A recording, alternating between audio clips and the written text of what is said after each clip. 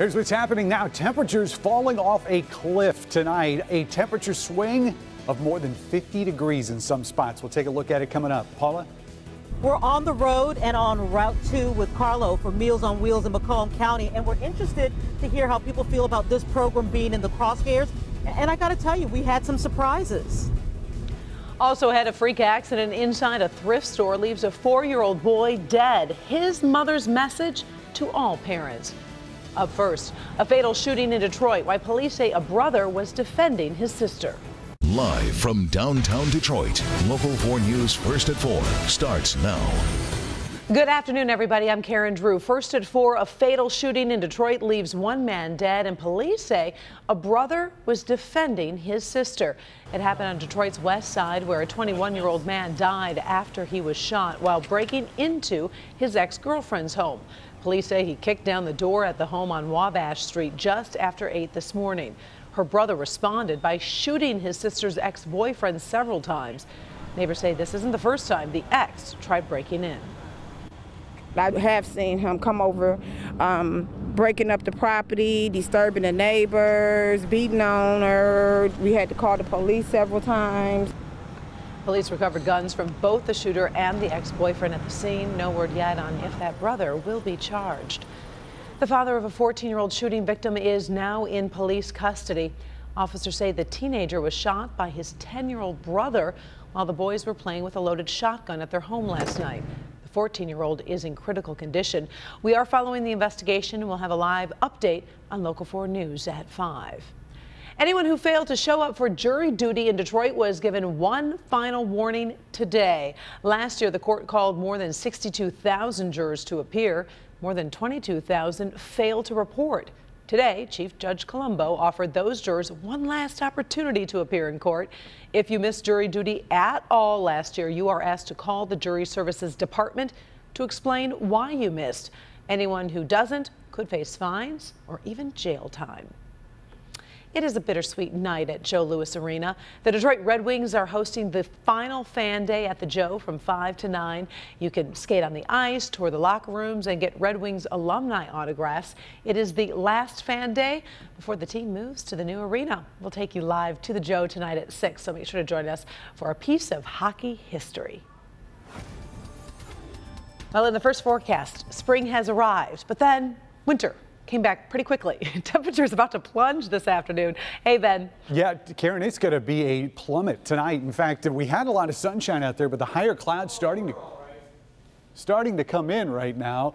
We've got 50-degree temperatures across the area with those west and northwest winds that are about 15 to 20 miles an hour, and wind chills are going to be an issue tonight. Look at these numbers going from the low 50s here at 6 o'clock to below freezing by midnight, and we'll still have far to drop as we head towards lows. More on that coming up in a few minutes, Karen.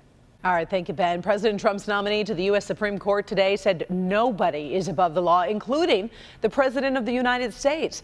Federal Appeals Court Judge Neil Gorsuch is being questioned by the Senate Judiciary Committee. Kimberly Gill is in the newsroom with more on that and what Judge Gorsuch has been saying today. Yeah, Kim. Karen, hi, good afternoon to you. Judge Gorsuch told senators today he is committed to fairness. He took pains to distance himself from current political issues as he took questions from a committee that is sharply divided along political lines. Now, Judge Gorsuch did not commit himself when Democrats asked how he would rule on hot-button issues, and his answers to questions from Republican committee members served to underscore his fairness and neutrality. However, dramatic exchange did come when he told Republican Senator Lindsey Graham of South Carolina that he never met President Trump until the president interviewed him before his nomination.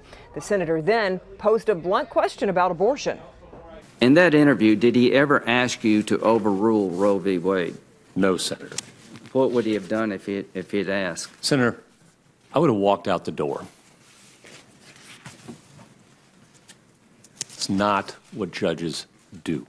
Okay. They don't do it at that end of Pennsylvania Avenue, and they shouldn't do it at this end either, respectfully. Now, committee hearings on the nomination continue through this week. The Senate is expected to vote early in April. And by the way, Karen, just a little interesting tidbit here. Judge Gorsuch is 49 years old, and if confirmed, he would be the youngest justice on the High Court. We will, of course, follow this process every step of the way. We'll keep you covered right here. All right, sounds good. Thanks, Kim. President Trump made a trip to Capitol Hill today selling the Republicans' new health care bill. He's trying to rally reluctant Republicans who are still lukewarm on their own party's legislation. As he left, the president said he had a great meeting and predicted the bill will pass the House. But Republicans are rewriting the bill to win votes. The plan will now end Obamacare taxes this year instead of in 2018. It gives states more flexibility on how to administer Medicaid funds and allows states to require able-bodied people to work to get coverage. Plus, it sets aside $75 billion to help seniors buy their own policies. The House is expected to vote on the bill on Thursday. First at 4, we're on top of stories making headlines all around the world. Let's start in North Korea, where tensions between that country and the United States are on the rise once again this afternoon. Today, the North Korean government released a statement on state television. It says North Korea has, quote, the capability to fully respond to any war which the U.S. wants, end quote. That comment in response to Secretary of State Rex Tillerson saying the U.S. will keep all options on the table when dealing with North Korea. Moving now to Minnesota, where a family is mourning the death of a 4-year-old boy after a freak accident inside a thrift store. The boy was with his grandmother when he went into the dressing room, accidentally hanged himself after his hoodie got caught on a hook. His mother says this was a horrible accident. It was just, he was having fun.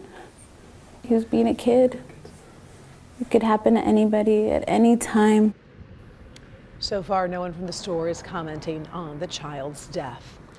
A transgender volleyball player says she plans to try out for the 2020 Olympics. 32-year-old Tia Thompson has been fighting a long battle to get approval to play as a woman. Previously, she was required to play in the men's division at all USA Volleyball events. Thompson had to get hormone treatments for at least a year and change all her personal documents. Now she has approval to play her first event as a woman a little later this month. The nation's budget battle will have a very real impact on your cities, your towns, your neighbors. First at 4, we continue our look at the impact with a visit to Macomb County this afternoon. Our Paula Tutman spoke to people who received Meals on Wheels and found reaction to pending budget cuts isn't always clear-cut. So we're with Carla, who's been a Meals on Wheels volunteer for 3 or 4 years, right? And this is Route 2. You had 9 stops to make. We're really interested to see how people felt about being in the crosshairs of these proposed budget cuts. It's 11 a.m. and an army is being deployed in Macomb County. Inside the Tucker Senior Center in Harrison Township, meals are being packed up and picked up. Carlos volunteers for a route several times a week. And it puts a smile on my face when I can put a smile on their face. And there's real anxiety of budget fallout, no matter who you voted for. Well, if they don't get these meals, sometimes this is the only meal that they'll get, today. They won't see anybody. They might not even eat today if this meal is not delivered. They make the cuts how much the people suffer. They don't make the cuts what else will suffer. Rhonda Powell is the director of Macomb Community Action, which administers numerous programs. Her funding comes from a variety of sources. If the budget goes through as is, she will lose $650,000 in weatherization benefits for low-income seniors, $1 million in rent, utility, and mortgage assistance, $350,000 in low-income heating assistance, $1.7 million in monies to rehab homes and for the homeless shelters, and $2 million for Meals on Wheels. Those are programs that benefit a lot of single moms, a lot of seniors that fall below the poverty line. They're serviced by them, and of course a lot of children. 1,900 seniors are fed every single day by this Meals on Wheels program. How you doing, Jack? Meals on Wheels. Hi, Ernestine's Carlo, Meals on Wheels. I'm doing fine. How are you doing? Behind every door, a hard-to-hear story, like Randy, thankful for a hot meal for his mother. If it wasn't for this, it'd be really hard for her. Sarah takes a few moments to get around, a retired Chrysler supervisor. It's very important to me because that's what I eat. She did not support Donald Trump as president, but believes she needs to give him a chance to do right by her. I don't have much to say about him. You just have to wait and see. Gary is a die-hard Trump fan. Doing a great job. I hope he continues. and believes in the budget cuts the president is proposing to social services, provided Meals on Wheels isn't one of them. So you agree with the cuts except for how they affect you? Yes.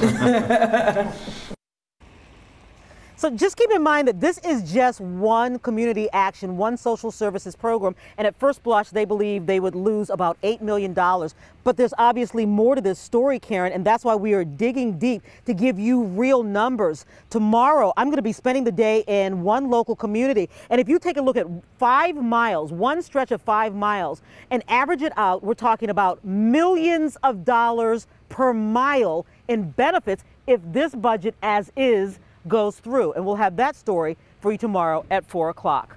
Karen? All right, Paul, it was interesting how that last gentleman said he supported Trump for the cuts, but obviously not for the cuts if that affects him. And that's what I think a lot of people agree with. Yeah. And we had quite a few surprises, but that was kind of an interesting one. All right, well, very interesting. We look forward to your report tomorrow showing the other side of this very hot topic.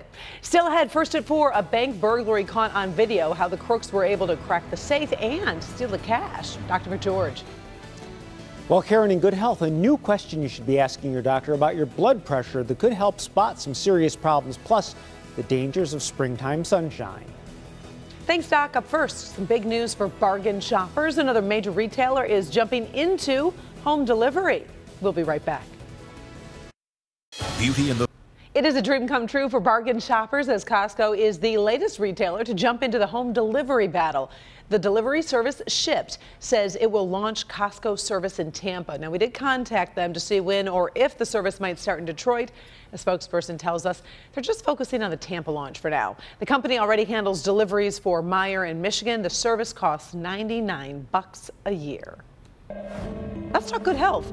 A simple change in the way you have your blood pressure checked could help detect some important problems. We brought Dr. Frank McGeorge in because it does matter if you do right or left sometimes. That's exactly it. And that's the main thing. You have to know when, because usually when we measure our blood pressure in each arm, it is nearly identical. But in some cases, there's a difference of 10 or more points between arms. And when that large difference is noted, it does warrant investigation because occasionally it's related to a serious problem in the aorta. But it can also turn out to be normal in a given person. Even then, knowing that there's a pre-existing difference can help because you'd want to measure the higher pressure for the purposes of checking blood pressure for management of high blood pressure. So basically just have it checked in both arms occasionally, and by occasionally I mean about every decade or so. Oh, so it's not all the time. No, not all the time. Just have a baseline established and then recheck it every now and then, like every decade. Okay, sounds good. Also, a reminder about the sun during spring. Yeah, that's right. You know, we've come out of, of course, the cold, dark winter months, and that does, in fact, make our skin paler and more sensitive to the sun. On top of that, of course, the warmer days and the overall cooler temperatures mean the harmful burning effect of the sun can be much harder to identify, and ultimately that does lead to more spring sunburns and skin damage. So just a friendly reminder, the sun's rays are just as damaging in the spring, and people need to remember to wear sunscreen even when it is not hot outside. And put that extra coat on your left side, as they say. Right. Remember when you're driving? I learned Unless that. you're a frequent passenger. Then, That's of course, true. Then the other side. Very good. You're so smart. Thank you, Doc. Right now, let's go back to Ben for another look at the taste of winter, even though it's spring. Yeah, we are going to be seeing that sunshine out there tomorrow, Karen, but the temperatures are going to be the big story tonight. This is where it currently sits. We're at 53 right now at Metro, 40s hanging out north of I-69, and we're going to be cooling off pretty quickly. In fact, that cold front is not far away. It's also stirred up some wind gusts that have peaked over 30 miles an hour at times. Most of those right now anywhere between 20 and about 29. That's the highest that we've got in Pontiac as we speak. So it looks like the clouds are starting to close in on us. Most of these coming in from the west are higher clouds.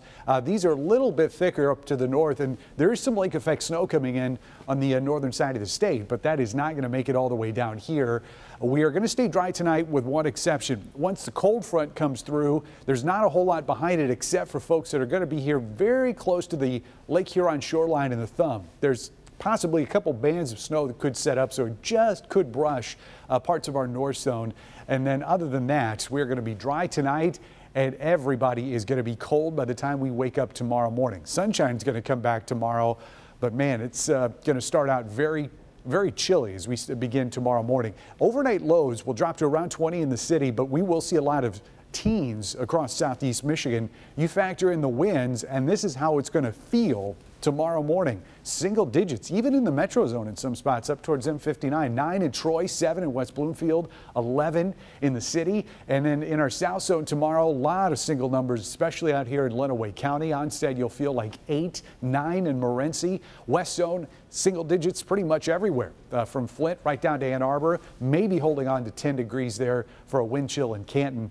And in our north zone, by far the chilliest spot here, anywhere between 4 in Sandusky and 7 in St. Clair and Waterford. And that's when we wake up tomorrow morning. Now, the sunshine will help us out in the afternoon, but not by much. 36, so we'll barely get above freezing and then slowly start to move our way back to the 60s for the weekend. But it does look like it's going to be a pretty wet period for Friday through the upcoming Sunday stretch. A lot of clouds, more on than off rain for both Saturday and Sunday. Temperatures not much of a concern. We'll be close to average as we go into the weekend, so that 62 will be our highest temperature. But even though tomorrow morning is going to be chilly, it's actually going to be colder as we start out Thursday with 17 for that city low temperature. So the winds will be lighter, so it's probably going to cancel each other out. But nevertheless, any way you cut it, both tonight and tomorrow morning, or tomorrow night, I should say, are going to be 2 cold starts in the next 7 days, Karen. All right, thank you, Ben. We'll be ready. Imagine getting a birthday card and flowers from one of Hollywood's sexiest leading men, and he makes the delivery in person. One woman's dream comes true in Trending Stories. And they say lightning doesn't strike twice, but sometimes bank burglars do. Up next, the video that's driving a few business owners crazy. But first, as we go to break, take a look at how the markets have closed for the day, and it appears they closed mostly down.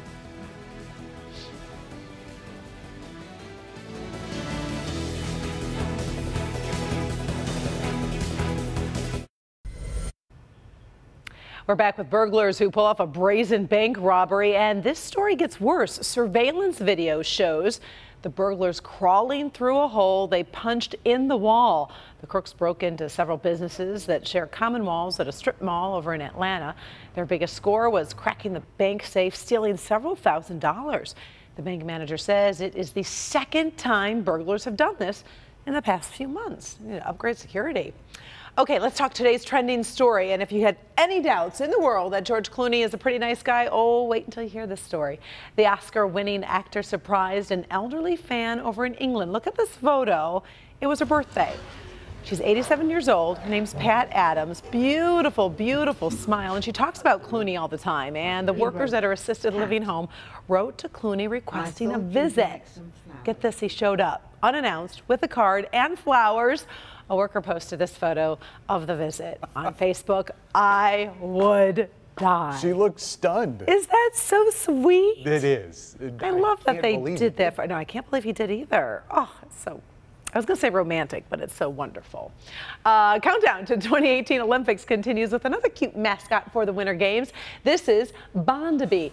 The Asian black bear will represent the Paralympic Games in Pyeongchang. The black bear represents courage and strong willpower. The other mascot is that white tiger that we showed you earlier. The 2018 Winter Games held next March. Bears move pretty quick. Yes, I didn't know they were so nimble on skis. Still had a couple of modern-day cowboys pay a visit to Walmart. And yes, they're on horseback. Uh-oh. And someone's not that thrilled about this. We'll have the video next. We love our pets. They're members of the family, and so we should know what we're feeding them. Look for natural, fresh. Just reading those top ingredients to make sure I recognize all the labels. But one expert says we may not even be paying attention to what really matters. They really should pay less attention to the ingredients and more attention to the nutrients. I'm Hank Winchester, and this is my dog. Tonight at 11, we'll reveal some common pet food mistakes and show you what you should be doing to make sure your pet stays safe. Finally, first at 4. Okay, imagine that you're shopping at Walmart, and then you see 2 men riding through the aisles on a couple of horses. Not a pink elephant, a horse. It happened in Houston, Texas, apparently. Check this out. The riders were shooting video as they rode into the store. And they say they go riding every week, but this week they want to try something different. Customers and workers were obviously very shocked. Walmart released a statement saying they do not condone the stunt. and are thankful no one was hurt. You wonder before we all had smartphones if this happened. Yeah, someone said I saw some horses in Walmart. No one believed it. It's true. Inside Edition's next.